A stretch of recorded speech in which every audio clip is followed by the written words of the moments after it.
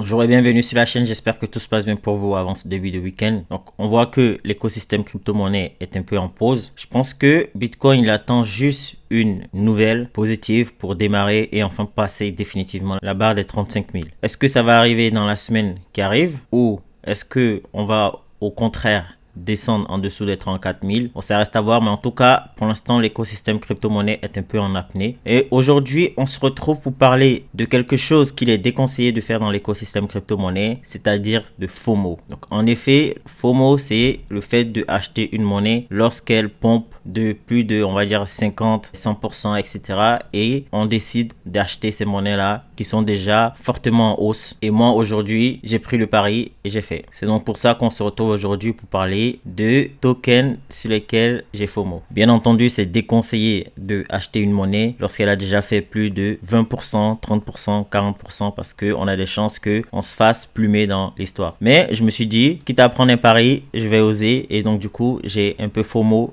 sur ces trois monnaies-là. Donc comme d'habitude, ceci n'est pas un conseil d'investissement, je ne suis pas conseiller financier. Faites vous-même vos propres recherches et surtout, investissez ce que vous êtes prêt à perdre. Les crypto-monnaies, comme vous le savez, c'est très risqué, même si là, actuellement, on est en phase haussière. Donc n'hésitez vraiment pas à faire vos propres recherches et n'investissez pas votre argent durement gagné. La première monnaie sur laquelle j'ai FOMO aujourd'hui, c'est Solana. Donc Solana, actuellement en termes de prix, on a 38,84$. En termes de market cap, on est à 16 milliards 294 millions, ce qui est assez balèze. Pour l'instant, il y a 419 millions de tokens qui sont en circulation et on aura au total 561 millions de sols qui seront disponibles sur la blockchain. Donc Solana, c'est un sérieux concurrent de Ethereum. C'est une blockchain rapide avec des frais de transaction minimes. Ce qui m'a incité à acheter du Solana, c'est que dans un premier temps, je sais que FTX possède beaucoup de Solana et que ces Solana sont bloqués. C'est-à-dire que ils peuvent pas vendre la totalité de leurs tokens directement sur le marché des crypto-monnaies. Ils sont obligés d'attendre. Et dans un deuxième temps, on a vu que durant la conférence de Solana, donc le Breakpoint Conference qui a eu lieu à Amsterdam, il y avait encore de l'engagement sur ce projet-là. Donc ce qui a fait que le prix du token a un peu pompé. Et ce que je me dis, c'est que Solana, ça allait d'être là pour durer. Malgré le fait qu'ils ont connu par le passé des coupures de blockchain. Donc en gros, l'équipe a été obligée d'arrêter le fonctionnement de la blockchain. Il a redémarré à plusieurs reprises. On a vu que malgré ça, il y avait encore de l'engouement pour ce Layer 1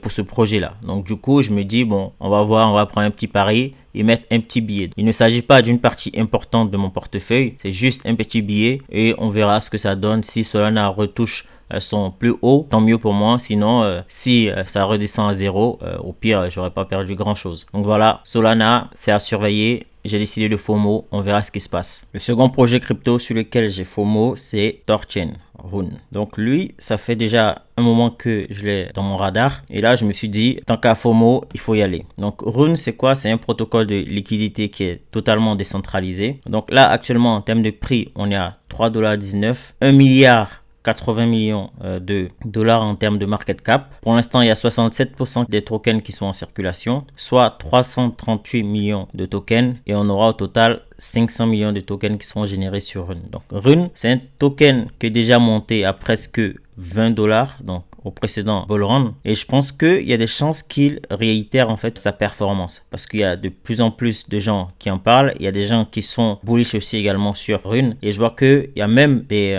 grosses chaînes de YouTube qui aussi en parlent aussi. De temps en temps je vois passer en fait ce projet.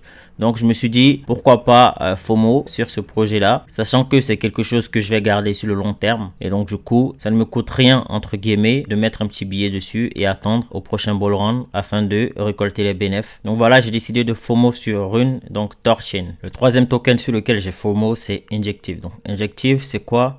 C'est un Layer 1 qui est lu sur l'écosystème de Cosmos. Donc il a été construit avec le Cosmos SDK. Ce qui est intéressant avec ce projet, c'est que depuis l'année dernière, il ne cesse de monter en termes de prix. Donc je vous laisse voir par vous-même, regardez. Donc si on prend sur une année, on voit que depuis fin décembre 2022, on voit que le prix ne cesse de monter. Et on a l'impression que là, ça va continuer. Si l'écosystème crypto-monnaie est dans le positif, dans le vert, je pense que Injective va continuer sa performance en fait sur cette année. Là actuellement en termes de prix on est à 14,31 $. En termes de market cap, 1,198 milliard de dollars. Pour l'instant il y a 83 millions de tokens qui sont en circulation et on aura au total 100 millions de tokens qui seront générés sur Injective. C'est un projet qui m'a intéressé déjà par sa performance et je pense qu'il était temps pour moi de FOMO sur ce projet là. Donc on verra. On voit qu'il s'est déjà monté à presque 22 $ et j'espère que au prochain bull run, en tout cas, il va dépasser ces 22 $ et aller plus haut. En tout cas, ça a l'air d'être bien parti. Il fait partie des rares projets à avoir performé cette année avec par exemple Kaspa. Et donc du coup, Injective, je pense que